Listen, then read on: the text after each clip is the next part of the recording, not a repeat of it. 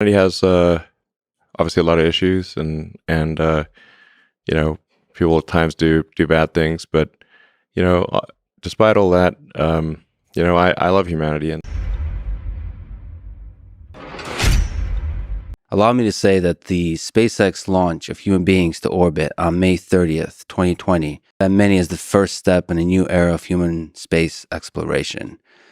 These human spaceflight missions were a beacon of hope to me and to millions over the past 2 years as our world has been going through one of the most difficult periods in recent human history. We see the rise of division, fear, cynicism, and the loss of common humanity right when it is needed most. So first, Elon, let me say thank you for giving the world hope and reason to be excited about the future. Oh, it's kind of you to say. I do want to do that. Humanity has obviously a lot of issues, and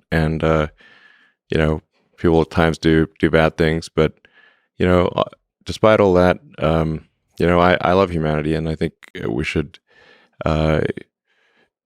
make sure we do everything we can to have a good future and an exciting future, and one where that maximizes the happiness of the people. Let me ask about Crew Dragon Demo 2. So that first flight with humans on board, how did you feel leading up to that launch? Were you scared? Were you excited? What was going through your mind? So much was at stake. Yeah, no, that was extremely stressful, no question. We obviously could not let them down in any way. So extremely stressful, I'd say, to say the least. But I was confident that at the time that we launched, that no one could think of anything at all to do that would improve the probability of success.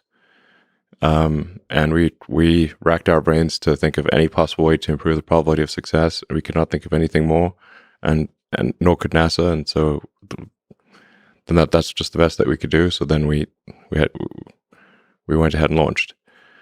Now, I'm not a religious person, but I nonetheless got on my knees and prayed for that mission. Were you able to sleep? No. How did it feel when it was a success? First, when the launch was a success, and when they returned back home or back to Earth? It was a great relief. It's for high stress situations. I find it's not so much elation as relief. I think once as we got more comfortable and proved out the systems, because we really you got to make sure everything works. It was definitely a lot more enjoyable with the subsequent astronaut missions, and I thought the Inspiration mission was actually very inspiring. Inspiration 4 mission. I'd encourage people to watch the Inspiration documentary on Netflix. It's actually really good, and it really is. I was actually inspired by that, and so that one I felt I was kind of able to enjoy the actual mission and not just be super stressed all the time. So for people that somehow don't know, it's the all-civilian, first time all-civilian out to space, out to orbit. Yeah, and it was I think the highest orbit that in 30 or 40 years or something. The only one that was higher was the one shuttle, a Hubble servicing mission.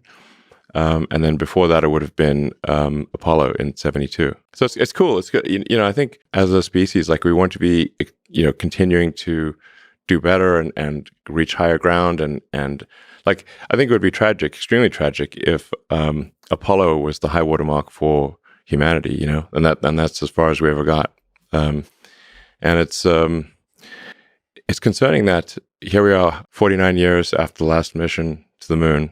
So almost half a century, and we've not been back, and that's worrying. It's does that mean we've peaked as a civilization, or what? So, I think we got to get back to the moon and build a base there. A science base. I think we could learn a lot about the nature of the universe if we have a proper science base on the moon.